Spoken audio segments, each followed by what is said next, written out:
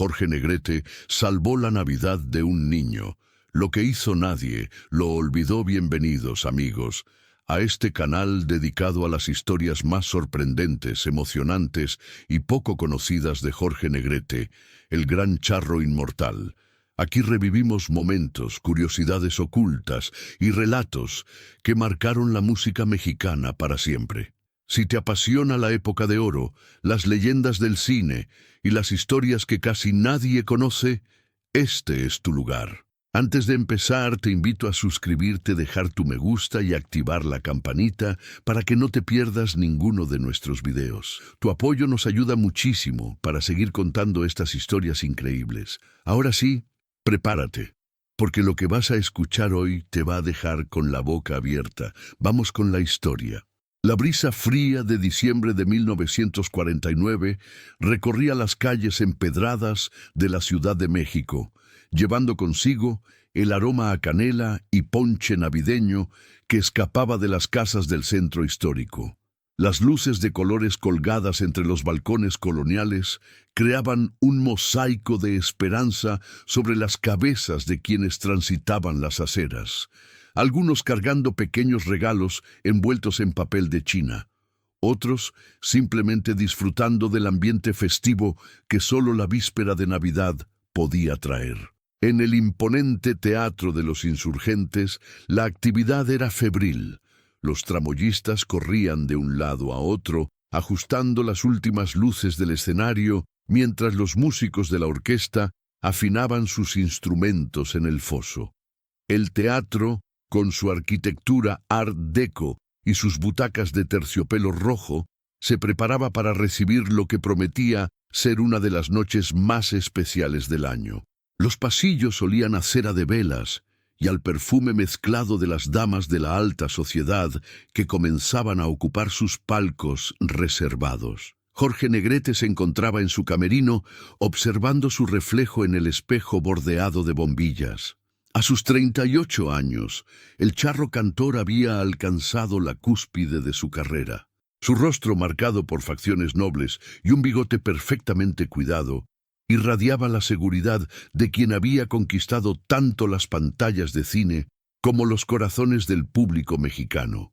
El traje de charro que lucía esa noche era una obra de arte en sí mismo, negro con botonadura de plata, bordados que contaban historias de haciendas y tradiciones, y una corbata de moño que completaba la elegancia del atuendo. «Don Jorge», le dijo su asistente personal, Aurelio Martínez, asomando la cabeza por la puerta entreabierta. «Ya casi es hora. El teatro está completamente lleno y hay gente esperando afuera por si queda algún lugar disponible». Negrete sonrió mientras se ajustaba los botones de plata de su chaqueta. «¿Sabes qué, Aurelio? Cada vez que subo a ese escenario, siento la misma emoción que cuando era un chamaco y soñaba con cantar para la gente. No importa cuántas películas haya hecho o cuántos discos haya vendido, el contacto directo con el público sigue siendo lo más hermoso de este oficio». Se levantó de su silla y caminó hacia la ventana de su camerino que daba a la calle lateral del teatro.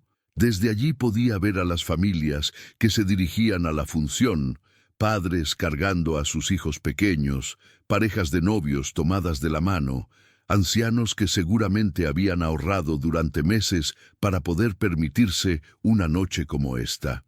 La vista lo conmovió, como siempre ocurría cuando reflexionaba sobre el privilegio que representaba ser parte de los momentos importantes en la vida de la gente. «Mire, patrón», continuó Aurelio, «ahí están los muchachos de los mariachis que va a necesitar para la segunda parte del show. Don Macedonio ya tiene listos los arreglos de Jalisco no te rajes y México lindo y querido». También llegó temprano doña Carmen, la florista, con los ramos de rosas rojas que pidió para repartir al público. Jorge asintió con satisfacción. Había desarrollado la tradición de regalar flores durante sus presentaciones navideñas, especialmente a las madres de familia que asistían acompañadas de sus hijos. Era su manera de hacer que cada persona en el teatro sintiera que formaba parte de algo especial, algo más íntimo que una simple función. El sonido de los violines afinándose llegaba hasta el camerino, mezclándose con el murmullo creciente del público que ocupaba sus asientos. Jorge cerró los ojos por un momento, respiró profundamente y se preparó mentalmente para lo que venía. Tenía planeado un repertorio que incluía sus éxitos más queridos, pero también algunas sorpresas. Villancicos mexicanos arreglados especialmente para la ocasión, y una versión íntima de Noche de Paz que había estado ensayando durante semanas. Don Jorge, interrumpió sus pensamientos la voz de Esperanza Flores, la coordinadora del teatro, quien acababa de entrar sin llamar, algo que solo hacía cuando tenía noticias importantes. Acabo de recibir una llamada del periódico Excelsior. Quieren hacer una entrevista mañana sobre la función de esta noche. Dicen que es para un artículo especial sobre cómo las estrellas del cine mexicano celebran la Navidad. Jorge se volvió hacia ella con una sonrisa que mezclaba diversión y ligero cansancio. ¿Sabes qué les puedes decir, Esperanza? Que Jorge Negrete celebra la Navidad exactamente igual que cualquier mexicano, con familia, con música, con comida casera y con el corazón abierto para compartir con quien lo necesite. No hay misterio en eso. La respuesta no sorprendió a Esperanza, quien había trabajado con el artista lo suficiente como para conocer su naturaleza genuina. A diferencia de otras estrellas que había conocido, Jorge nunca había desarrollado la arrogancia o la distancia que el éxito suele traer. Seguía siendo el mismo hombre que saludaba por su nombre al conserje del teatro, que preguntaba por la salud de los hijos del técnico de sonido y que insistía en conocer personalmente a los músicos que lo acompañaban en cada presentación. Por cierto, añadió Esperanza, consultando su libreta, el alcalde mandó a decir que está muy honrado de tenerlo actuando en la ciudad en una fecha tan especial. También llegó un telegrama de Pedro Infante desde Culiacán, deseándole éxito en la función. La mención de Pedro Infante hizo que la sonrisa de Jorge se ampliara genuinamente. A pesar de que la prensa a menudo intentaba crear rivalidades entre ellos, la verdad era que mantenían una amistad sólida basada en el respeto mutuo y la admiración profesional. Ambos entendían que México era lo suficientemente grande como para albergar a más de un ídolo, y que su música tenía el poder de unir en lugar de dividir. Un golpe suave en la puerta interrumpió la conversación. Era el momento que Jorge había estado esperando y temiendo a la vez, la llamada para dirigirse al escenario. Aurelio asomó la cabeza una vez más, esta vez con expresión más formal. Don Jorge, es la hora. El maestro director ya tiene a la orquesta lista y el público está expectante. ¿Necesita algo más antes de salir? Jorge se dirigió al espejo una última vez, no por vanidad, sino por ritual. Se ajustó el sombrero de charro, verificó que la corbata de moño estuviera perfecta y se aseguró de que los botones de plata brillaran bajo las luces del camerino. Pero más que su apariencia física, lo que revisaba en ese momento era su estado emocional, su preparación mental para entregar todo de sí mismo a las personas que habían venido a verlo. ¿Sabes qué, muchachos?, dijo dirigiéndose tanto a Aurelio como a Esperanza. Esta noche siento algo especial. No sé explicarlo bien, pero tengo la sensación de que va a pasar algo importante. Algo que va a hacer que esta función sea diferente a todas las demás. Esperanza lo miró con curiosidad. En sus años trabajando en el teatro, había aprendido a confiar en las intuiciones de los artistas, especialmente de aquellos que, como Jorge, mantenían una conexión profunda con su audiencia. ¿Diferente en qué sentido, don Jorge? El cantante se quedó pensativo por un momento, como si estuviera tratando de traducir una sensación difusa en palabras concretas. No lo sé exactamente, pero siento que esta noche no voy a ser solo un artista cantando para un público. Siento que voy a ser No sé, tal vez un mexicano compartiendo con otros mexicanos algo más profundo que música.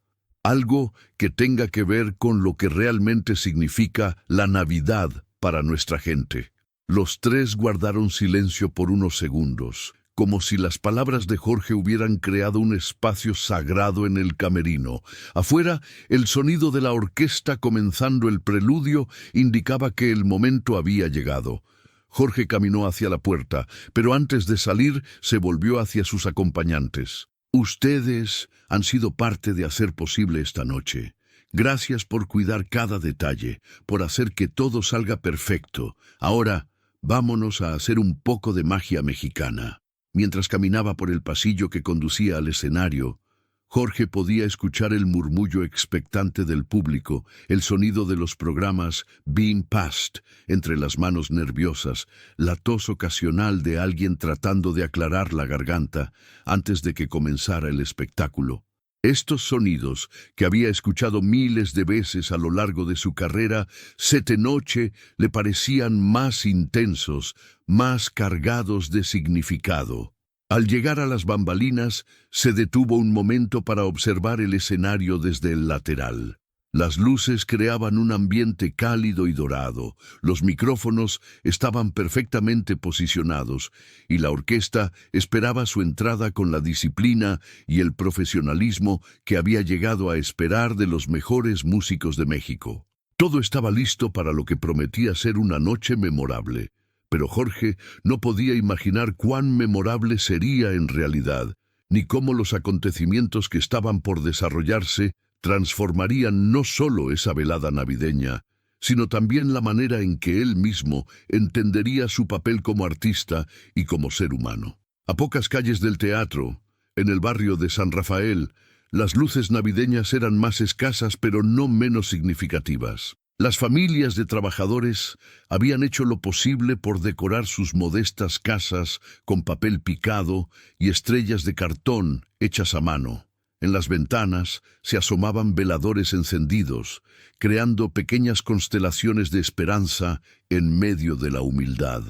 En una vecindad de 2 pisos, con un patio central donde colgaban cuerdas para tender la ropa, vivía Luis Miguel Herrera, un niño de 9 años cuyos ojos grandes y expresivos contrastaban con la palidez de su rostro. Luis Miguel había perdido a sus padres en un accidente de tranvía el año anterior y desde entonces vivía con su abuela paterna, doña Remedios, una mujer de 70 años que trabajaba como costurera para ayudar a sostener a su nieto.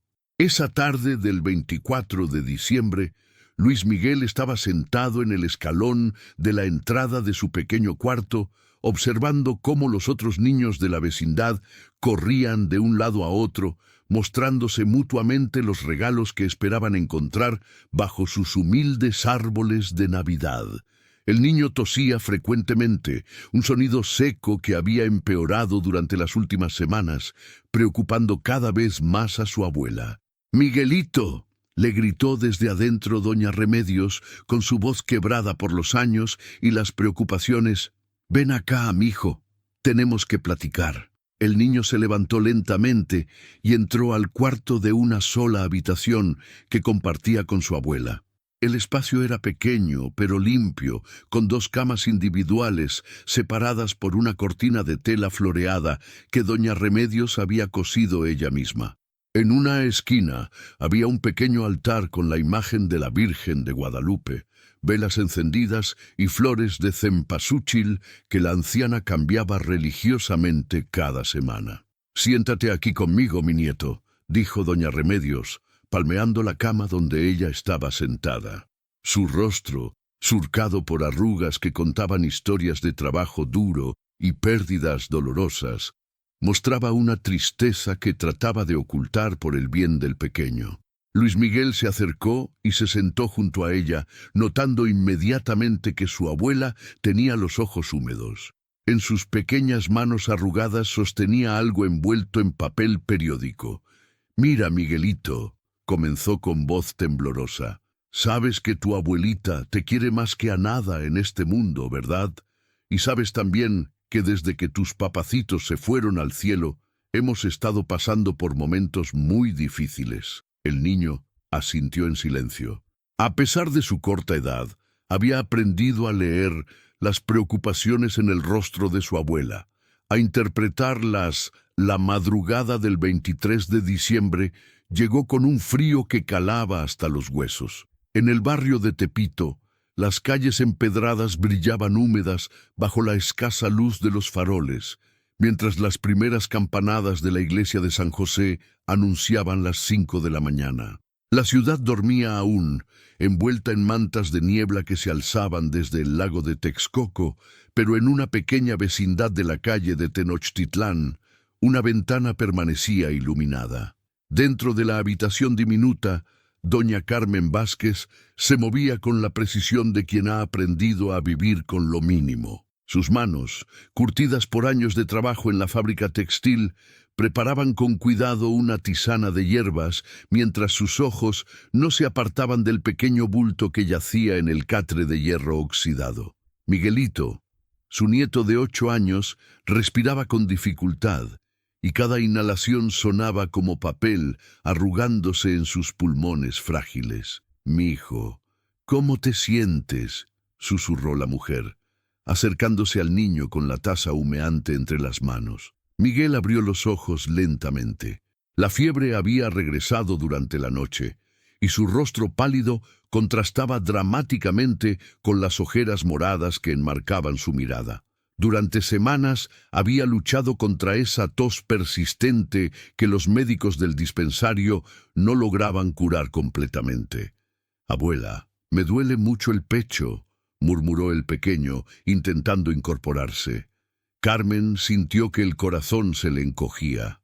Habían vendido todo lo que tenían de valor: el anillo de matrimonio de su difunta hija, los pocos muebles buenos, incluso el radio viejo que tanto le gustaba escuchar en las tardes. Todo se había ido en medicinas, consultas médicas y los jarabes que apenas aliviaban los síntomas de Miguel. Ahora, a 2 días de Navidad, no tenían nada más que dar. «Tómate esta tisanita, mi cielo. Doña Esperanza me dio las hierbas, dice que son muy buenas para la tos», mintió Carmen con una sonrisa forzada. La verdad era que había tenido que pedirle prestadas las hierbas a la vecina, prometiéndole pagarle cuando pudiera. Miguel bebió obedientemente, aunque el sabor amargo le hizo fruncir el ceño. Mientras tanto, Carmen se acercó al pequeño ropero de madera donde guardaba sus pocas pertenencias. En el fondo, envuelto en un rebozo desteñido, estaba el único regalo de Navidad que había logrado conseguir para su nieto: un camioncito de madera pintado de rojo, tallado a mano por don Aurelio, el carpintero del barrio. El anciano se lo había vendido por la mitad del precio original cuando se enteró de la situación de la familia. Era un juguete simple pero hermoso, con ruedas que giraban suavemente y una cabina donde había pintado minúsculas ventanas con cortinitas blancas.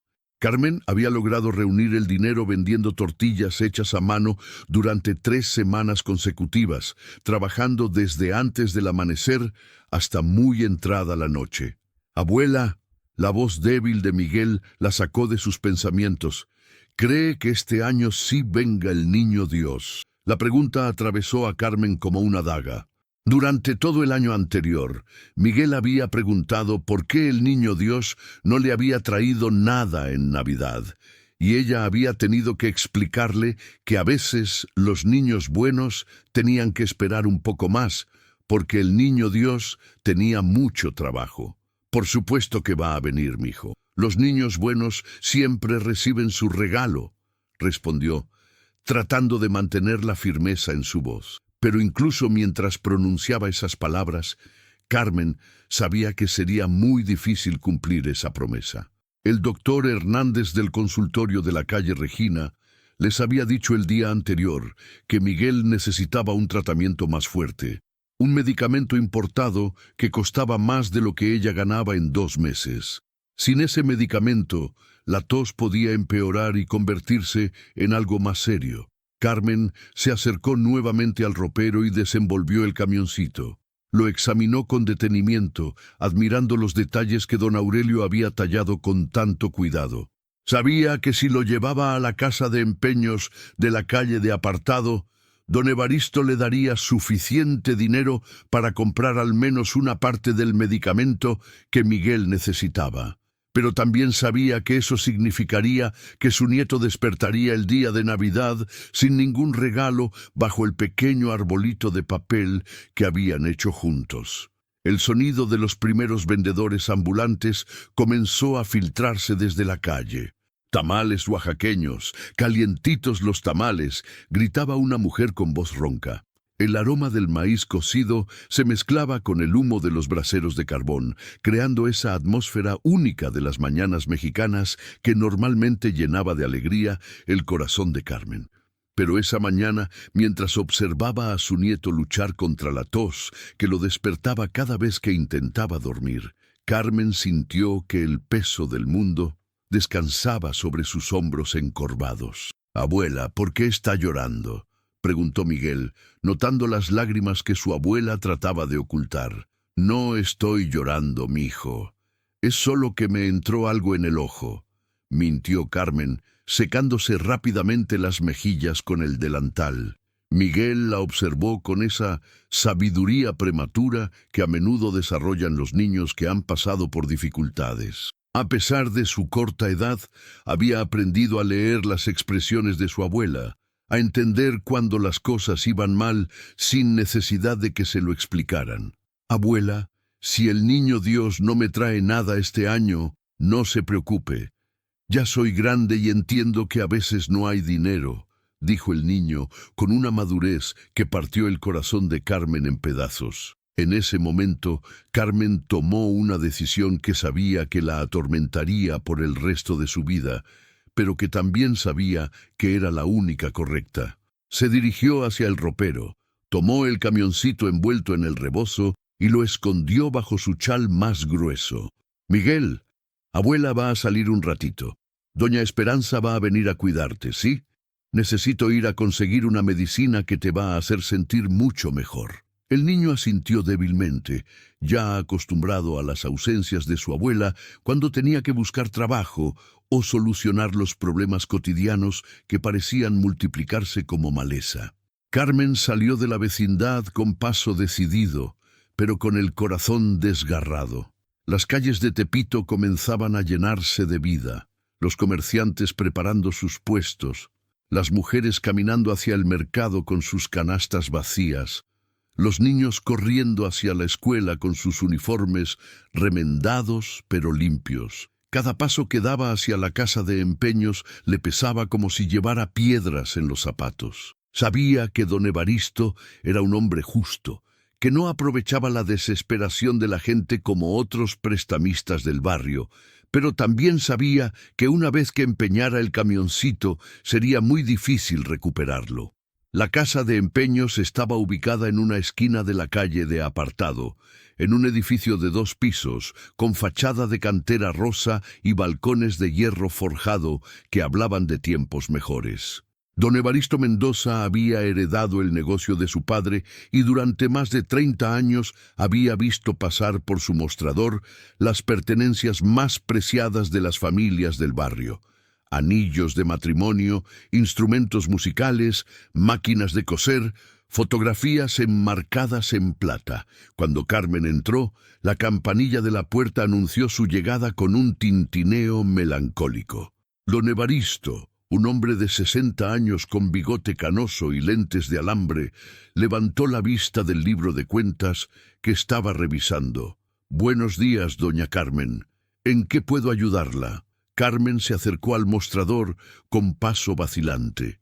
Desenvolvió lentamente el camioncito y lo colocó sobre el cristal rayado que cubría la superficie de madera. «Don Evaristo, necesito empeñar esto. Es para el medicamento de mi nieto». El prestamista tomó el juguete entre sus manos y lo examinó cuidadosamente. Reconoció inmediatamente el trabajo de don Aurelio. Las ruedas perfectamente torneadas, la pintura aplicada con esmero, los pequeños detalles que convertían un simple pedazo de madera en algo especial. «Es un trabajo muy fino, doña Carmen. Se ve que don Aurelio se esmeró mucho. ¿Cuánto necesita? Lo que me pueda dar, don Evaristo. Es para un medicamento que cuesta 20 pesos. El hombre suspiró profundamente. Sabía la historia de Carmen y su nieto, como conocía las historias de casi todas las familias del barrio. Miró nuevamente el camioncito y calculó mentalmente su valor real versus lo que la mujer necesitaba. «Le puedo dar 15 pesos, doña Carmen. Es lo máximo que puedo hacer». Carmen sintió un nudo en la garganta. Sabía que era un precio justo, quizás incluso generoso, pero también sabía que no sería suficiente para comprar todo el medicamento que Miguel necesitaba. «Está bien, don Evaristo. Acepto». Mientras el prestamista preparaba el recibo y contaba los billetes arrugados, Carmen observó una última vez el camioncito. Pensó en las horas que don Aurelio había invertido en tallarlo, en sus propias semanas vendiendo tortillas para poder comprarlo, en la sonrisa que habría iluminado el rostro de Miguel la mañana de Navidad. «Doña Carmen», dijo don Evaristo, entregándole el dinero, «tiene 30 días para recuperarlo. Y si necesita más tiempo, no se preocupe. Aquí va a estar seguro». Carmen asintió. Guardó el dinero en una bolsita de tela que llevaba cosida al interior del vestido y salió de la casa de empeños con la sensación de haber dejado atrás algo más que un simple juguete. El camino de regreso se le hizo eterno. Las decoraciones navideñas que adornaban las tiendas y las casas parecían burlarse de su situación. En la plaza principal, un grupo de músicos ensayaba villancicos para las posadas que comenzarían esa misma noche. Sus voces se mezclaban con el bullicio del mercado, creando una sinfonía de alegría y esperanza que contrastaba dolorosamente con la desesperanza que Carmen llevaba en el pecho. Cuando regresó a la vecindad, encontró a Miguel sentado en la cama, dibujando en un cuaderno que la maestra les había regalado para las vacaciones. El niño había dibujado un árbol de Navidad lleno de regalos, y junto a él, 2 figuras tomadas de la mano, una mujer mayor y un niño pequeño. «Abuela, mire lo que dibujé. Somos usted y yo en Navidad», dijo Miguel, mostrándole orgulloso su obra. Carmen se sentó junto a él y abrazó el pequeño cuerpo que parecía más frágil cada día. En ese momento tomó una decisión que la sorprendió a ella misma.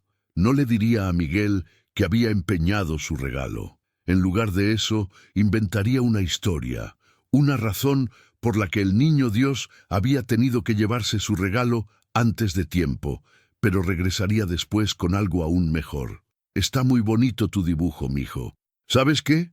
Ahora mismo vamos a ir por tu medicina y cuando te sientas mejor vamos a ir juntos a ver las posadas». Miguel sonrió débilmente y por un momento Carmen logró olvidar el peso de la culpa que llevaba en el corazón. Después de todo, pensó, la salud de su nieto valía más que cualquier juguete, y si tenía que mentir un poco para proteger su inocencia, lo haría sin dudar.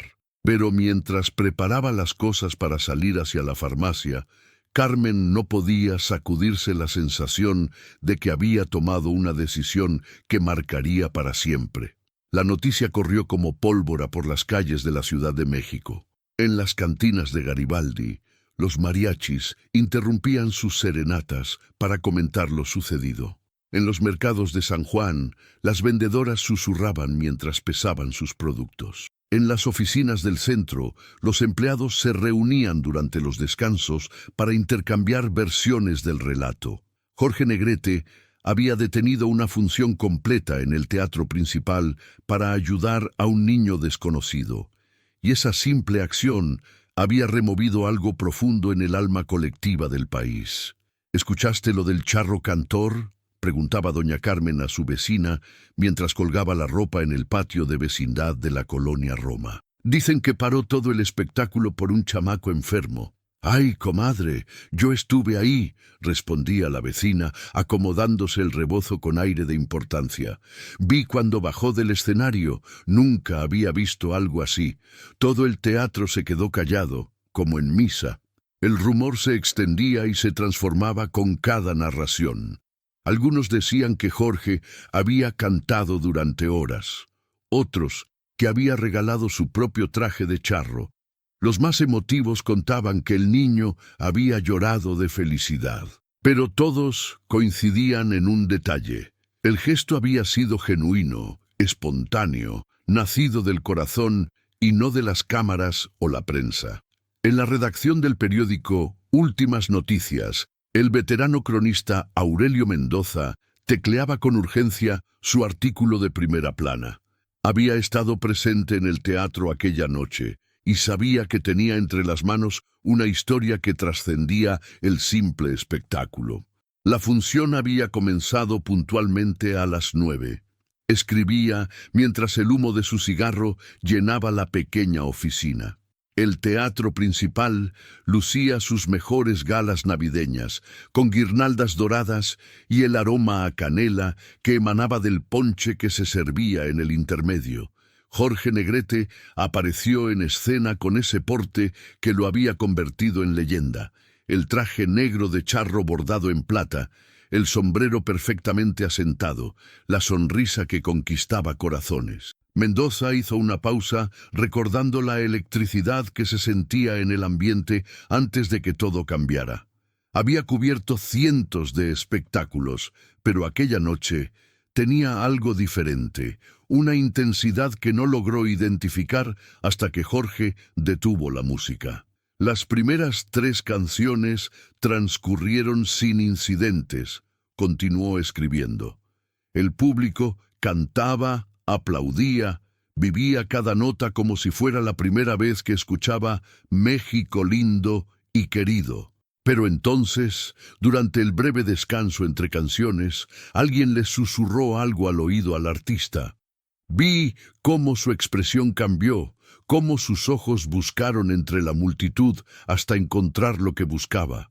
El periodista recordaba vívidamente el momento.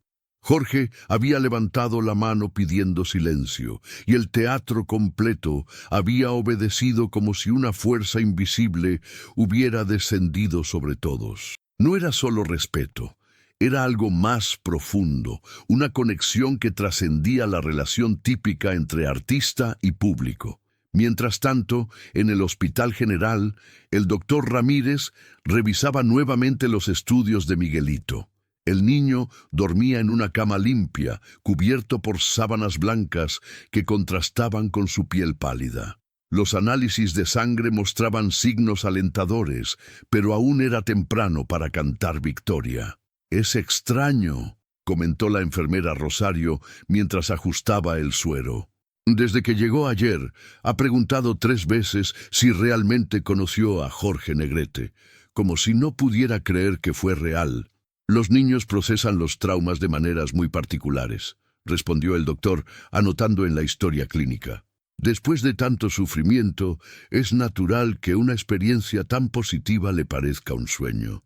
La habitación del hospital era austera pero limpia, muy diferente al cuarto húmedo y frío donde Miguelito había pasado las últimas semanas. Por la ventana se veía el jardín del hospital, donde otros pacientes paseaban lentamente bajo la supervisión de las enfermeras. El contraste no podía ser mayor, de la desesperanza absoluta a un lugar donde al menos había esperanza de curación. En otra parte de la ciudad, Jorge Negrete se encontraba en su estudio personal, una amplia habitación en su casa de las Lomas, decorada con fotografías de sus películas y recuerdos de sus giras. No había podido dormir bien desde la noche anterior. La imagen del niño, tan pequeño y vulnerable en esa butaca del teatro, se repetía una y otra vez en su mente. «¿Cómo está el chamaco?», preguntó a su asistente Roberto, quien acababa de llegar con noticias del hospital. «El doctor dice que responde bien al tratamiento, patrón. La anemia se está corrigiendo y ya no tiene fiebre, pero necesitará tiempo». Jorge asintió, aliviado. Se había despertado con la preocupación de que tal vez había actuado demasiado impulsivamente, que su intervención podría haber sido más espectáculo que ayuda real, pero las noticias del hospital lo tranquilizaron. «¿Y la señora Esperanza?», preguntó, refiriéndose a la madre del niño. «Sigue en el hospital día y noche. no se separa de él. Algunos de los otros padres de pacientes dicen que llora cada vez que alguien menciona lo que usted hizo. Jorge se acercó a la ventana de su estudio, desde donde podía ver los jardines perfectamente cuidados de su propiedad. La diferencia entre su mundo y el de Miguelito era abismal, pero esa noche en el teatro había sentido que esas distancias podían reducirse, que la humanidad compartida era más fuerte que las circunstancias. El teléfono sonó, interrumpiendo sus pensamientos. Era Mario Moreno, Cantinflas, su viejo amigo y colega. «Oye, Jorge, ya me contaron lo de anoche. Todo México está hablando de eso». «No era para tanto, Mario. Vi a un niño que necesitaba ayuda y actué. Cualquiera habría hecho lo mismo». «No, hermano, no cualquiera habría hecho lo mismo. Y esa es precisamente la diferencia. ¿Sabes qué es lo que más me gusta de tu gesto?». Jorge esperó la respuesta de su amigo, conocido por su perspicacia detrás de la máscara del personaje cómico. Que no fue para las cámaras, no fue planeado, no fue publicidad, fue real. Y la gente lo sintió así. Esas palabras resonaron profundamente en Jorge. En una industria donde todo estaba calculado, donde cada gesto público tenía un propósito promocional, había actuado desde el instinto más puro. No había pensado en las consecuencias, en cómo se vería, en qué dirían los productores o la prensa. Simplemente había visto a un niño sufriendo y había hecho lo que sentía correcto. La tarde trajo una sorpresa inesperada. Una delegación de vecinos del barrio de Tepito llegó a la casa de Jorge, encabezada por don Esteban, el tendero que había conocido a Miguelito desde pequeño. Traían una carta firmada por más de 100 familias del barrio. «Señor Negrete», dijo don Esteban con voz temblorosa por la emoción, «venimos a darle las gracias no solo por lo que hizo con Miguelito, sino por recordarnos que todavía hay gente buena en este mundo». Jorge recibió la carta con genuina emoción. Estaba escrita en papel sencillo, con caligrafía irregular, pero cargada de sentimiento. Decía: «Para el señor Jorge Negrete, que nos enseñó que la fama verdadera viene del corazón. Gracias por devolver la esperanza a nuestro barrio y por mostrar que Miguelito, siendo pobre, también merece ser visto». «No saben ustedes lo que esto significa para mí», respondió Jorge, guardando cuidadosamente la carta. «Miguelito es un niño muy valiente, y ustedes han sido una familia para él cuando más lo necesitaba». «Es que usted no entiende, señor», intervino doña Soledad, una mujer mayor con el rostro marcado por años de trabajo duro. «Aquí en el barrio estamos acostumbrados a que nadie nos vea. Somos los pobres, los olvidados. Pero usted bajó de ese escenario bonito y vino por uno de nosotros. Eso no se olvida». Jorge sintió un nudo en la garganta. Se había criado en un ambiente humilde antes de alcanzar la fama, pero los años de éxito habían creado una distancia natural con esa realidad. La noche anterior había sido, sin darse cuenta, un regreso a sus orígenes más profundos. Cuando la delegación se despidió, Jorge se quedó en su jardín, reflexionando sobre las palabras de doña Soledad. «Nadie nos ve». Esa frase lo persiguió el resto del día. ¿Cuántas veces había pasado junto a la pobreza sin realmente verla? ¿Cuántas veces había estado tan enfocado en su carrera, en sus presentaciones, en su imagen pública, que había perdido de vista lo esencial? Esa noche, antes de dormir, tomó una decisión que cambiaría no solo su vida, sino la forma en que usaría su fama de ahí en adelante. El amanecer del 24 de diciembre llegó con una actividad inusual en las oficinas de los principales periódicos de México. Los editores habían tomado la decisión de dedicar sus primeras planas a la historia de Jorge Negrete y Miguelito, pero no como una simple nota de espectáculos, sino como algo mucho más profundo, un reflejo del alma mexicana en tiempos difíciles. En El Universal, el titular ocupaba todo el ancho de la página: «El charro que paró México por un niño». La fotografía mostraba a Jorge en el escenario del teatro principal, con el micrófono en la mano y la expresión seria que había precedido a su decisión. No era una foto posada. Había sido tomada por un fotógrafo del teatro que tuvo la intuición de que algo importante estaba por suceder. Excelsior optó por un enfoque más emotivo. La Navidad que un niño nunca olvidará, acompañado de una imagen de Miguelito en su cama del hospital, sonriendo tímidamente mientras abrazaba el pequeño sombrero de charro que Jorge le había regalado. Pero fue Novedades el que logró capturar mejor la esencia del acontecimiento con su titular, Cuando la fama sirve al corazón, seguido de un artículo que exploraba no solo los hechos, sino el significado más profundo del gesto de Jorge. En las calles, la reacción popular era inmediata y visceral. En la estación de radio XEU, los locutores habían decidido dedicar programas especiales a discutir lo sucedido, y las líneas telefónicas no paraban de sonar con llamadas de oyentes que querían compartir sus propias historias de generosidad o pedir que se siguiera el ejemplo del charro cantor. Buenos días. Habla usted con La Hora del Oyente, decía el locutor Pedro Ferriz. Tenemos a doña María en la línea desde la colonia Doctores. ¡Ay, señor Ferriz! Se escuchaba la voz entrecortada de una mujer mayor. Yo quería decir que lo que hizo ese señor Jorge me recuerda a mi difunto esposo. Él también ayudaba a los niños del barrio sin que nadie se enterara. Pero ahora que lo veo en los periódicos, pienso que ojalá hubiera más gente así. ¿Y qué piensa usted del gesto del señor Negrete, doña María? Pues mire, uno ve a tantos artistas que nomás se acuerdan de los pobres cuando necesitan votos o cuando les conviene. Pero este muchacho paró todo su trabajo, delante de toda esa gente fina, para ayudar a un chamaco enfermo. Eso habla del corazón. Las llamadas se sucedían una tras otra.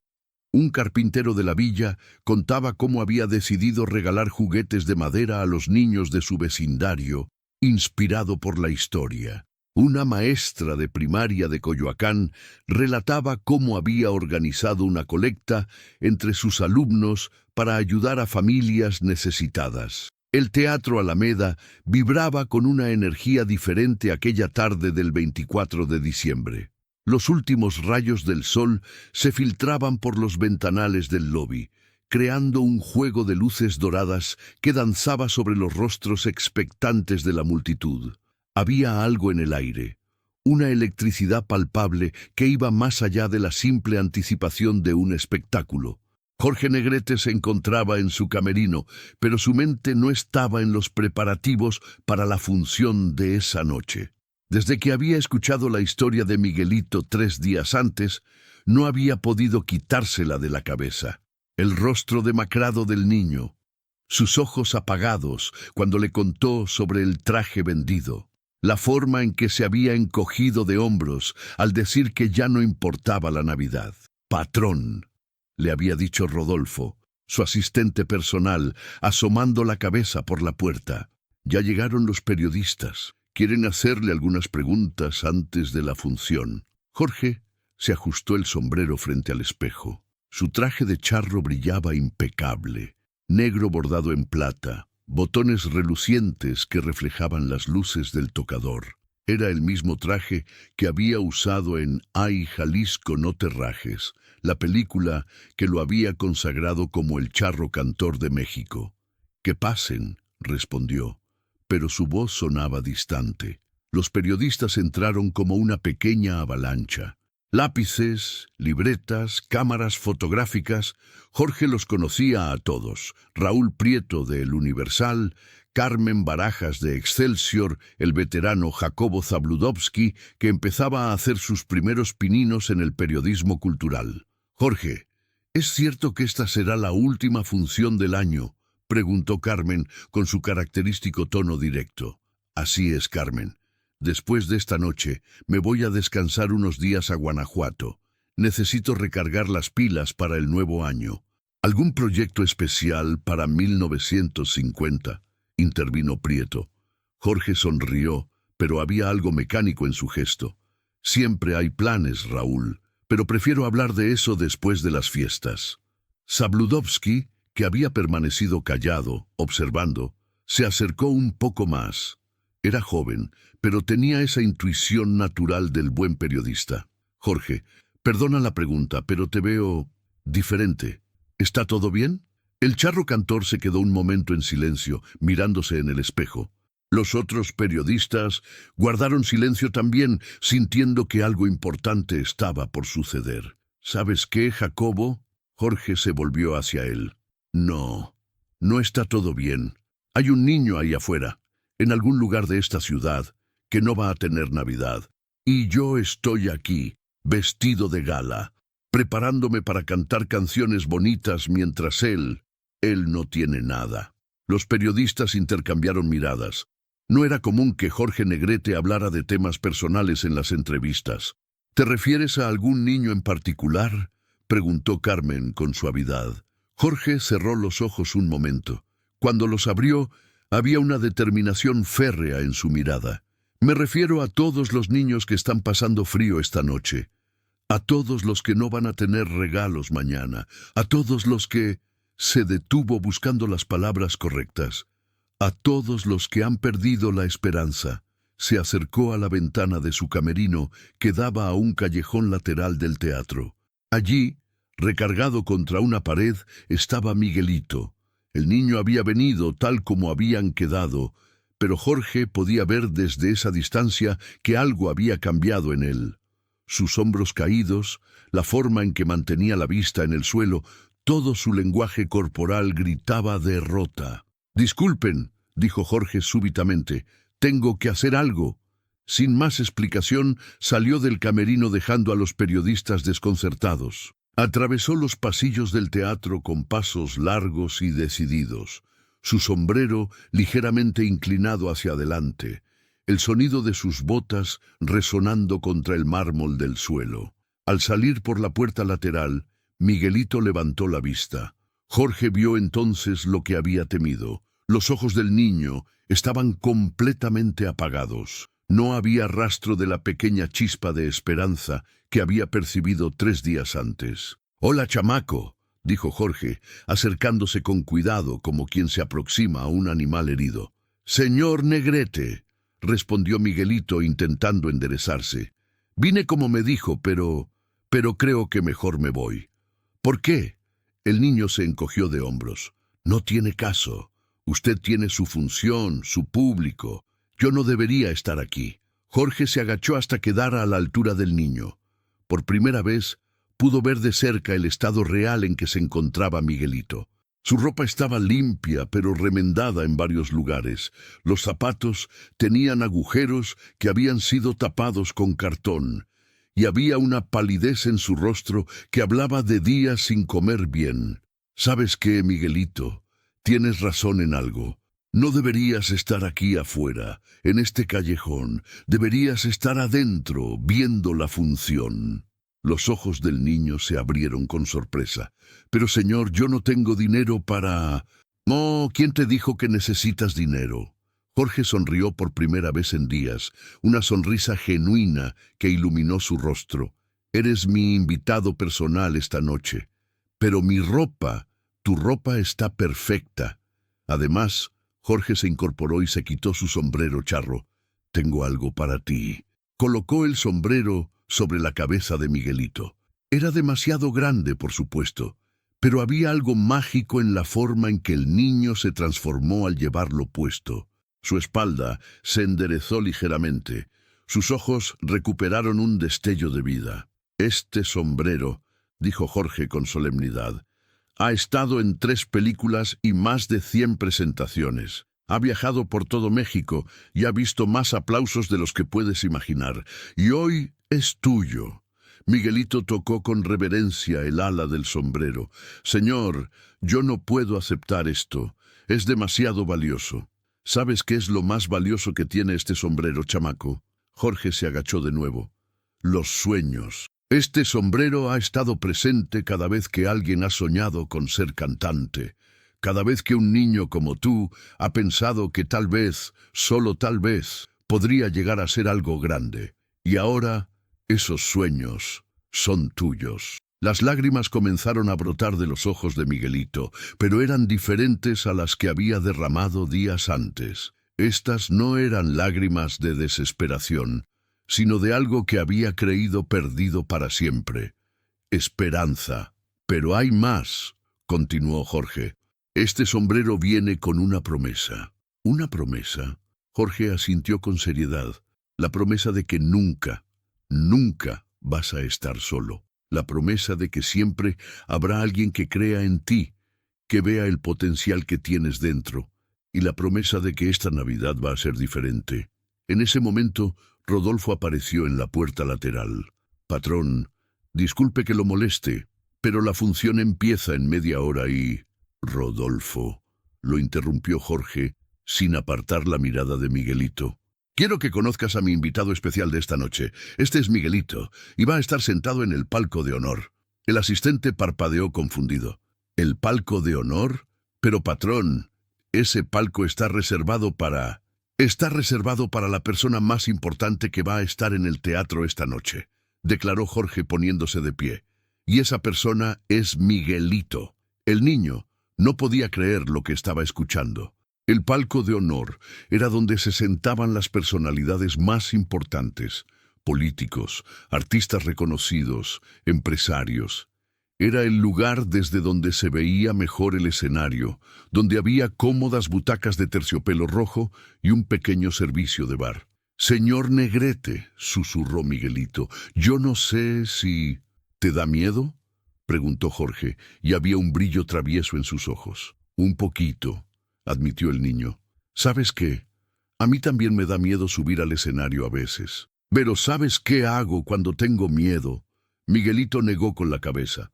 «Me pongo mi sombrero charro, respiro hondo y recuerdo que la música tiene el poder de cambiar vidas. Esta noche, Miguelito, tu vida va a cambiar, y la mía también». Jorge extendió su mano hacia el niño. «¿Vamos?». Miguelito miró la mano extendida, luego el rostro sincero del charro cantor, y finalmente asintió. Cuando sus pequeños dedos se cerraron alrededor de la mano fuerte y cálida de Jorge, sintió como si una corriente eléctrica de esperanza recorriera todo su cuerpo. Juntos caminaron hacia la entrada principal del teatro. Los periodistas que habían seguido a Jorge desde el camerino los esperaban con cámaras listas. Flash tras flash iluminó la imagen del famoso cantante caminando de la mano con un niño humilde que llevaba puesto su icónico sombrero charro. «¡Jorge, Jorge!», gritaron los reporteros. «¿Quién es el niño? ¿Qué está pasando?». Pero Jorge no se detuvo. Siguió caminando, con Miguelito a su lado, hacia el interior del teatro donde los esperaba una noche que ninguno de los dos olvidaría jamás. Al cruzar las puertas principales, Jorge se inclinó hacia Miguelito y le susurró: «La función está a punto de comenzar, chamaco, pero la verdadera función, la que va a cambiar todo, apenas está empezando». El niño, con el sombrero charro ligeramente ladeado sobre su cabeza, sonrió por primera vez en semanas. Y en esa sonrisa, Jorge vio reflejado todo lo que la Navidad debería significar: esperanza, generosidad y la magia de creer que mañana puede ser mejor que hoy. El Teatro Alameda nunca había lucido tan espléndido como esa noche de Navidad. Las arañas de cristal proyectaban miles de destellos dorados sobre las butacas de terciopelo carmesí, mientras que las columnas de mármol parecían gigantes silenciosos que custodiaban los sueños de todos los presentes. El murmullo de conversaciones se mezclaba con el suave tintineo de copas y el susurro de vestidos de seda. Miguelito caminaba al lado de Jorge Negrete por el lobby principal, y se sentía como si estuviera en un sueño. El sombrero charro le quedaba grande y se deslizaba ligeramente hacia adelante, obligándolo a empujarlo hacia atrás cada pocos pasos, pero no se quejaba. Era el objeto más hermoso que había tenido en sus manos. Las miradas lo seguían por donde pasaban. Algunos rostros mostraban curiosidad, otros sorpresa y unos pocos una sonrisa de comprensión.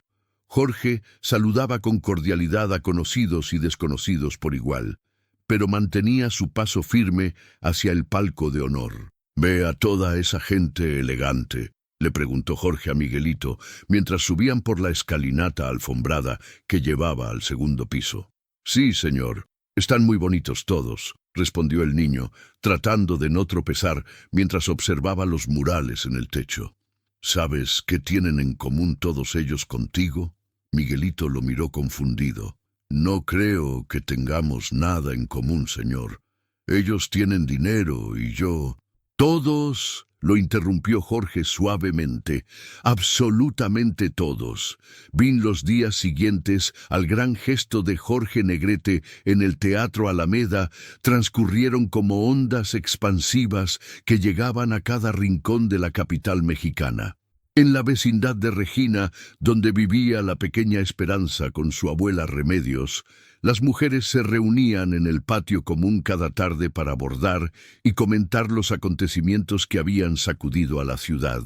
«¿Te das cuenta, comadre Remedios?», decía doña Carmen mientras enhebraba su aguja con hilo dorado. «No cualquier artista hace lo que hizo el charro cantor. Mi marido estaba ahí esa noche y dice que nunca vio nada igual». Remedios sonrió mientras cosía pequeñas cuentas en el vestido navideño de Esperanza. La niña había insistido en que su abuela le hiciera un traje especial para la Nochebuena, inspirada por la historia del niño Pedrito que había recibido el traje de charro de manos del mismísimo Jorge Negrete. «Mira, mijita», le había dicho Remedios a su nieta, «si un hombre tan importante puede tener corazón para un niño desconocido, nosotras también podemos hacer magia con nuestras propias manos». El vestido que tomaba forma bajo los dedos experimentados de la anciana era una obra de arte. Tela roja con bordados de flores blancas y doradas, pequeñas lentejuelas que brillarían bajo las luces navideñas como estrellas diminutas. Cada puntada llevaba el amor de una abuela que había trabajado durante años como costurera para grandes casas y que ahora empleaba toda su habilidad en crear algo especial para la niña que era su mundo entero. «Abuela», preguntó Esperanza mientras observaba el trabajo, «¿tú crees que el señor Negrete de verdad cantó solo para ese niño?» «Claro que sí, mi amor. ¿Y sabes por qué lo hizo?». La niña negó con la cabeza, sus ojos brillando de curiosidad, porque cuando uno ha sido bendecido con un don como la voz hermosa de don Jorge, tiene la responsabilidad de usarla para hacer el bien. Él pudo haberse quedado en su camerino, pudo haber seguido con la función como si nada, pero eligió ser el milagro de ese niño. En otra parte de la ciudad, en el elegante barrio de Las Lomas, la familia Monteverde también se preparaba para la Navidad. Pero el ambiente en su mansión era completamente diferente. Don Arturo Monteverde, propietario de varias fábricas textiles, leía el periódico en su estudio, mientras su esposa, doña Patricia, supervisaba la decoración del salón principal. «Arturo, ¿leíste lo que dice aquí sobre Jorge Negrete?», preguntó doña Patricia, señalando una columna en el periódico social. «Dicen que detuvo toda una función para ayudar a un niño pobre». Don Arturo bajó sus anteojos y frunció el ceño. «Puro teatro, Patricia. Esos artistas siempre buscan publicidad. Seguramente todo estaba planeado». Su hijo mayor, Carlos, un joven de 22 años que estudiaba leyes, alzó la vista desde el otro extremo del salón donde revisaba unos documentos. «No lo creo, papá. Mi amigo Eduardo estaba ahí esa noche. Dice que Negrete se veía genuinamente conmovido. Nadie planeó nada». «Carlos tiene razón», intervino doña Patricia. «He escuchado que Jorge Negrete siempre ha sido así. Mi prima Rosa lo conoció en una ocasión y dice que es un hombre de corazón noble». Don Arturo se ajustó la corbata con un gesto de impaciencia. «Noble o no, los negocios son los negocios. Un hombre no llega lejos en esta vida siendo demasiado sentimental». Carlos dejó sus papeles a un lado y se acercó a su padre. «¿Sabes qué, papá? Creo que tú podrías aprender algo de Jorge Negrete». «¿Perdón?». La voz de don Arturo se endureció. Digo que tal vez nosotros, que tenemos tanto, también podríamos hacer algo especial esta Navidad. Tus fábricas emplean a cientos de familias. ¿No crees que sería hermoso hacer algo por sus hijos? Doña Patricia se iluminó ante la sugerencia de su hijo. ¡Qué idea tan maravillosa! Podríamos organizar una posada especial, con regalos para todos los niños de los trabajadores. Don Arturo los miró a ambos con expresión escéptica, pero algo en la mirada esperanzada de su esposa y la determinación de su hijo lo hizo dudar. Había construido su imperio pensando solo en números y ganancias, pero últimamente había notado una cierta frialdad en su relación con la familia, una distancia que el dinero no parecía poder llenar. Mientras tanto, en el modesto departamento que compartía con su madre en la colonia Doctores, el joven periodista Manuel Rodríguez trabajaba febrilmente en su máquina de escribir. Desde aquella noche mágica en el Teatro Alameda, había estado escribiendo una serie de artículos sobre Jorge Negrete que habían captado la atención de toda la ciudad. «Manuel, ya es muy tarde», le gritó su madre desde la cocina. «Tienes que cenar algo». «Solo un momento más, mamá. Estoy terminando el artículo de mañana». Manuel había entrevistado a decenas de personas que habían presenciado el gesto de Negrete, y cada testimonio añadía una nueva dimensión a la historia. No se trataba solo de la generosidad de un artista famoso, sino de algo más profundo, la capacidad de un individuo de tocar el alma colectiva de una nación. Tecleó con pasión las últimas líneas de su artículo, en tiempos donde el mundo parece cada vez más frío y dividido, donde las diferencias sociales se acentúan y la humanidad parece perderse entre el ruido del progreso. Jorge Negrete nos recordó algo fundamental, que la verdadera grandeza no se mide por la fama o la fortuna, sino por la capacidad de ver en el otro una extensión de nosotros mismos. El niño que recibió su abrazo aquella noche no era solo Pedrito.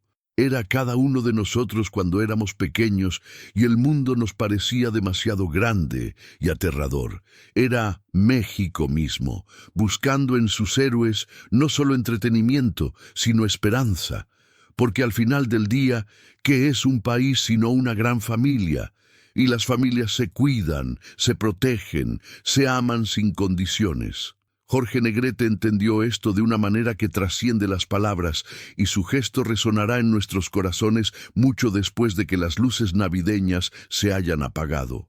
Al terminar, Manuel se reclinó en su silla y sonrió. Sabía que había capturado algo especial, algo que las generaciones futuras recordarían como uno de esos momentos que definen el carácter de una nación. En el Teatro Alameda, los preparativos para la Nochebuena continuaban con una energía renovada. Todo el personal, desde los técnicos hasta los acomodadores, trabajaba con una dedicación que iba más allá del simple cumplimiento del deber. Lo que había sucedido en ese escenario había transformado el lugar en algo sagrado, un espacio donde lo extraordinario había tocado lo cotidiano. Don Salvador, el viejo acomodador, pulía cada butaca con especial cuidado, recordando cómo había visto lágrimas en los ojos de las personas más duras aquella noche memorable. «Este teatro ha visto muchas cosas», se decía a sí mismo, «pero nunca algo tan hermoso como esto». La historia de Jorge Negrete y el pequeño Pedrito se había convertido en el regalo de Navidad más preciado de la Ciudad de México, un recordatorio de que los milagros existen, pero no bajan del cielo como por arte de magia. Los milagros nacen de corazones generosos que eligen actuar cuando otros simplemente observan, de voces que se alzan no solo para cantar, sino para sanar, de brazos que se extienden no solo para recibir aplausos, sino para dar consuelo. Y mientras la ciudad se preparaba para celebrar la Nochebuena, cada familia llevaba consigo una pequeña parte de esa magia, una chispa de esperanza que prometía hacer de esa Navidad algo verdaderamente especial.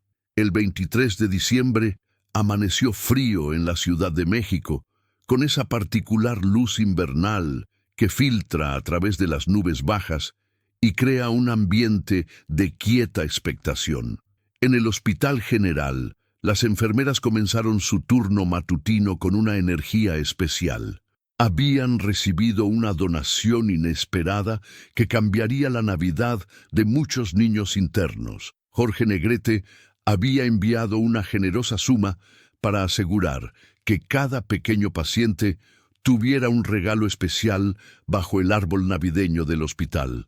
La hermana Guadalupe, una monja que llevaba 30 años cuidando niños enfermos, no podía contener su emoción mientras organizaba los regalos en la sala de pediatría. «Niños», les dijo a sus pequeños pacientes, «tengo una sorpresa maravillosa que contarles». Entre las camitas blancas del hospital, los rostros infantiles se iluminaron con curiosidad. Había allí niños de todas las edades. María, de 6 años, que luchaba contra una neumonía severa, Juanito, de 8, que se recuperaba de una operación de apendicitis, y la pequeña Rosa, de apenas 4 años, cuyos padres no habían podido visitarla porque trabajaban en una hacienda lejana.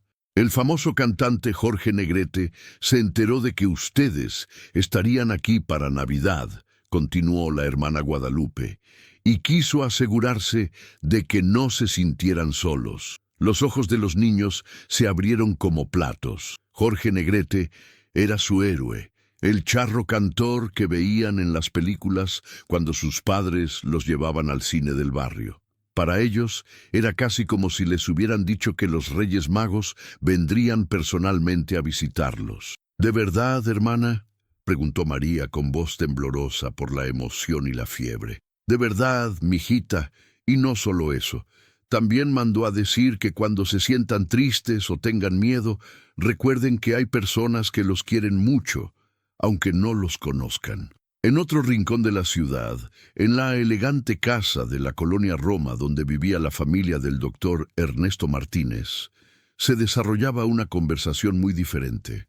El doctor, que había atendido al pequeño Pedrito aquella noche memorable en el Teatro Alameda, desayunaba con su esposa Elena y sus 2 hijos adolescentes, Alejandro y Sofía.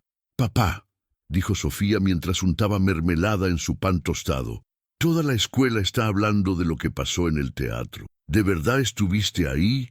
El doctor Martínez sonrió y dejó su taza de café sobre la mesa. «Estuve ahí, sí, y les puedo asegurar que fue algo que nunca olvidaré». «Cuéntanos otra vez», pidió Alejandro, pero esta vez con más detalles. Elena, la esposa del doctor, también se inclinó hacia adelante con interés. Aunque su esposo ya les había relatado la historia, cada vez que la contaba descubría nuevos matices, nuevas emociones que había experimentado en aquel momento extraordinario. «Bueno», comenzó el doctor, «cuando Jorge Negrete me pidió que examinara al niño, yo pensé que tal vez solo era una gastritis por los nervios o algo así. Pero cuando revisé a Pedrito me di cuenta de que estaba realmente mal, desnutrido, con síntomas de anemia, y esa tos parecía el comienzo de algo serio». «¿Y qué hiciste?», preguntó Sofía. «Le dije la verdad a Negrete, que el niño necesitaba atención médica urgente, medicinas que su familia no podía costear. ¿Y saben qué hizo él?». Los 3 miembros de su familia negaron con la cabeza, aunque ya conocían la respuesta. Sin dudar ni un segundo, me dijo: «Doctor, haga todo lo que sea necesario. Yo me haré cargo de los gastos». Y no solo eso, me dio su dirección personal y me pidió que lo mantuviera informado sobre la recuperación del niño. Elena puso su mano sobre la del doctor. «Por eso te amo, Ernesto, porque reconoces la grandeza cuando la ves». «Lo que más me impresionó», continuó el doctor, «no fue los primeros días de enero de 1950. Llegaron con un frío inusual que se colaba por las rendijas de las ventanas del departamento donde vivía ahora el pequeño Rafael. La capital mexicana despertaba lentamente de la euforia navideña, pero en el corazón del niño resonaban aún los ecos de aquella noche mágica en el Teatro Alameda. Cada mañana, al despertar, sus ojos se posaban sobre el traje de charro que colgaba cuidadosamente en el armario de su nueva habitación, y una sonrisa tímida se dibujaba en sus labios aún pálidos, pero ya con más color. La casa de los Mendoza, una familia de clase media que había abierto sus puertas gracias a la mediación de Jorge Negrete, se había convertido en el refugio que Rafael nunca pensó tener. Doña Carmen, una mujer entrada en los 50, con manos suaves y mirada maternal, había perdido a su único hijo años atrás en un accidente y encontrar en Rafael la oportunidad de sanar heridas viejas mientras ofrecía un hogar al pequeño huérfano. «Mijo, ven acá», le decía cada mañana mientras preparaba el desayuno en la cocina que olía a canela y café de olla. «Tienes que comer bien si quieres crecer fuerte como el señor Negrete». Don Sebastián Mendoza, un contador de bigote cano y temperamento tranquilo, observaba desde su sillón de cuero gastado cómo Rafael se integraba poco a poco a la rutina familiar. Había algo en la forma en que el niño movía las manos al hablar, en su manera de ladear la cabeza al escuchar, que le recordaba inevitablemente a Jorge Negrete. No era solo admiración, era como si aquella noche hubiera plantado algo profundo en el alma del pequeño. La mañana del 7 de enero, mientras Rafael desayunaba tortillas calientes con frijoles refritos, llegó un sobre sellado con el membrete de los estudios cinematográficos. Doña Carmen lo abrió con manos temblorosas, y sus ojos se humedecieron al leer la invitación escrita de puño y letra del charro cantor. Jorge Negrete los invitaba a visitar el set de filmación de su nueva película, donde Rafael podría ver de cerca cómo se hacía el cine mexicano. «¿Es en serio, doña Carmen?», preguntó Rafael, las mijitas de tortilla olvidadas en su plato. «Tan en serio como que el sol sale cada día, mijito». El niño corrió hacia su habitación y contempló el traje de charro.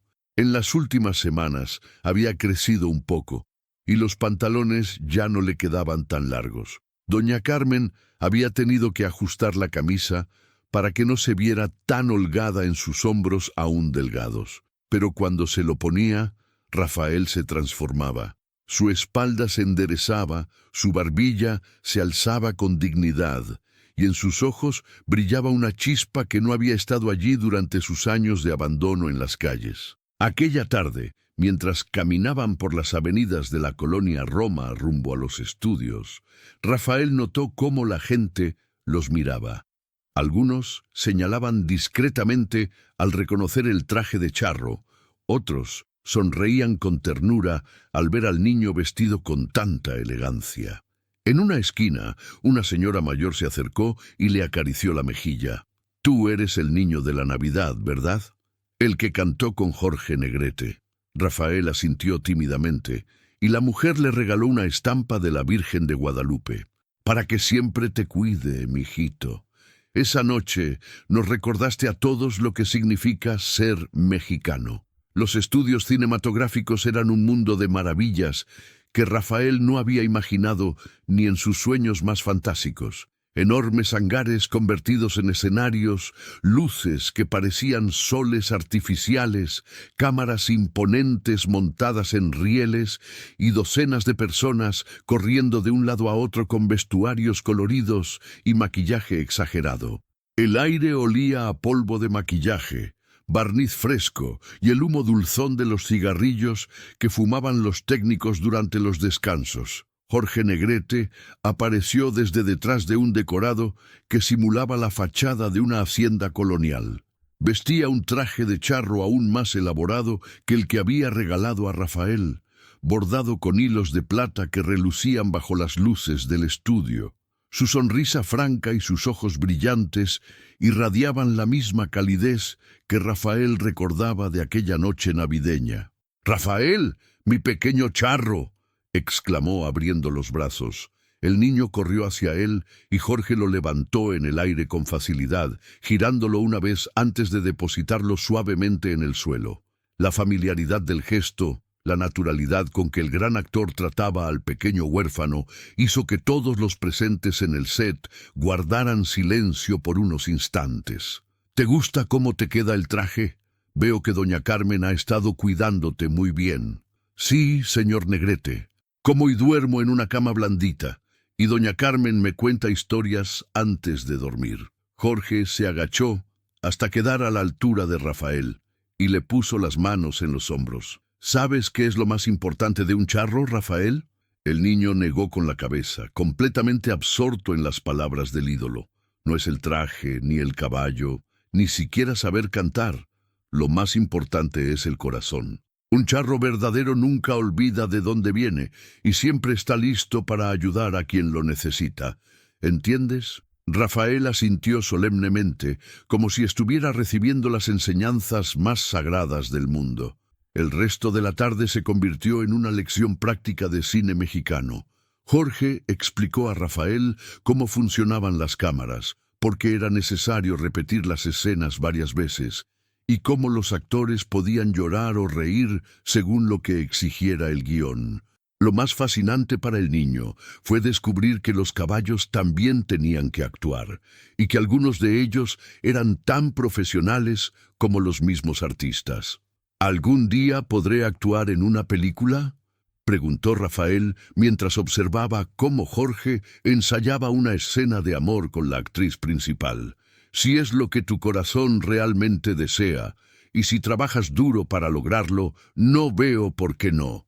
México necesita nuevos charros que lleven nuestra cultura por todo el mundo.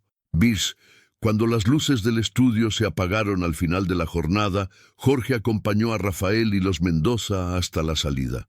En la puerta le entregó al niño una fotografía firmada donde aparecían los dos juntos aquella noche navideña en el Teatro Alameda. Para que nunca olvides que los sueños pueden hacerse realidad cuando menos te lo esperas, le dijo, revolviendo el cabello negro del pequeño. Esa noche, en la intimidad de su nueva habitación, Rafael colocó la fotografía en la mesita de noche junto a la estampa de la Virgen de Guadalupe. Se quedó despierto largo rato, contemplando las dos imágenes bajo la luz suave de la lámpara, sintiendo en el pecho una calidez que nunca había experimentado. Por primera vez en su corta vida, tenía un futuro en el que creer, un camino que seguir, y la certeza de que no estaba solo en el mundo.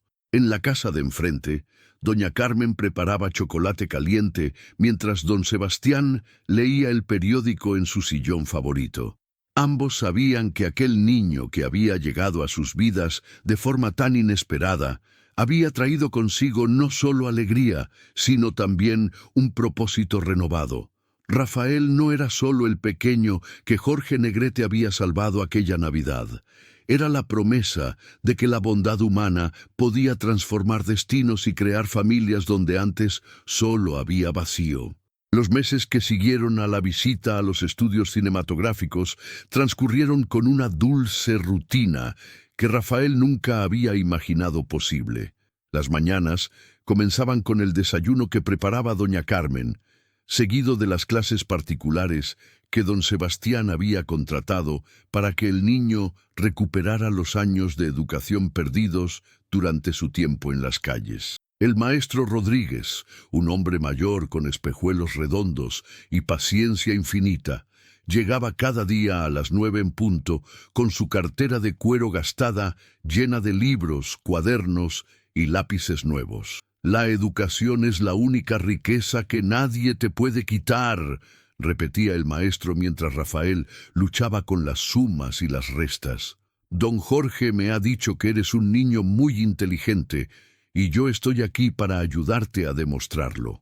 Rafael había descubierto que tenía facilidad para las letras. Leía con avidez los cuentos que le traía doña Carmen de la biblioteca municipal y había comenzado a escribir pequeñas historias en un cuaderno que guardaba celosamente bajo su almohada. Sus relatos siempre incluían charros valientes, niños huérfanos que encontraban familias amorosas y cantantes que usaban su voz para hacer el bien. Una tarde de abril, mientras practicaba caligrafía copiando versos de México lindo y querido, Rafael escuchó los acordes inconfundibles de una guitarra que llegaban desde la calle. Corrió hacia la ventana y vio a un grupo de mariachis tocando para los transeúntes en la esquina. El líder del conjunto, un hombre moreno con bigote espeso, cantaba con una voz potente que le recordaba inevitablemente a Jorge Negrete. «Doña Carmen, ¿puedo bajar a escucharlos?» «Claro, mijito, pero ponte el suéter que está fresco». Rafael bajó corriendo las escaleras y se acercó al pequeño círculo que se había formado alrededor de los músicos. Los mariachis vestían trajes tradicionales de color negro con bordados dorados, y sus instrumentos relucían bajo el sol de la tarde. Cuando terminaron la canción, el líder notó al pequeño que los observaba con ojos brillantes de admiración. «Oye, chavito, ¿te gusta la música?» «Sí, señor. Jorge Negrete me enseñó que la música mexicana es la más bonita del mundo». Los mariachis se miraron entre sí con sonrisas cómplices. El nombre del charro cantor era mágico en el ambiente musical mexicano. «¿Conoces a don Jorge?», preguntó el guitarrista, un joven delgado con manos ágiles. «Es mi amigo. Me regaló este traje en Navidad».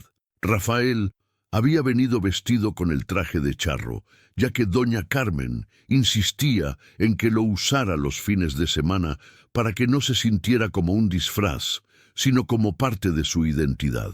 Los mariachis lo observaron con respeto renovado, reconociendo la calidad de la confección y los detalles auténticos que solo podían venir de un sastre profesional. «¿Sabes cantar, chamaco?» Rafael se encogió de hombros tímidamente.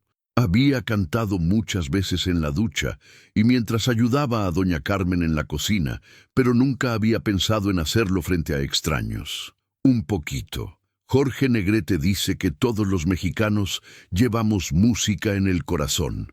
El líder del grupo extendió la mano hacia Rafael. «¿Te gustaría intentar una canción con nosotros? Solo si quieres, no hay presión». El círculo de espectadores se había expandido, y algunas personas comenzaron a reconocer al niño que había protagonizado aquella historia navideña que todos recordaban. Una señora mayor murmuró: «Es el chamaco de Jorge Negrete», y la noticia se extendió como ondas en el agua. Rafael respiró profundamente, recordando las palabras que el charro cantor le había susurrado al oído aquella noche mágica. «Canta con el corazón, no solo con la voz», asintió con determinación. Los mariachis comenzaron con los primeros acordes de Cielito Lindo, una canción que Rafael conocía perfectamente porque doña Carmen la tarareaba mientras cocinaba. Al principio, su voz sonó pequeña y tímula, pero a medida que se sumergía en la melodía, fue ganando confianza. Su timbre era claro y dulce, con una pureza que tocaba el corazón de quienes lo escuchaban.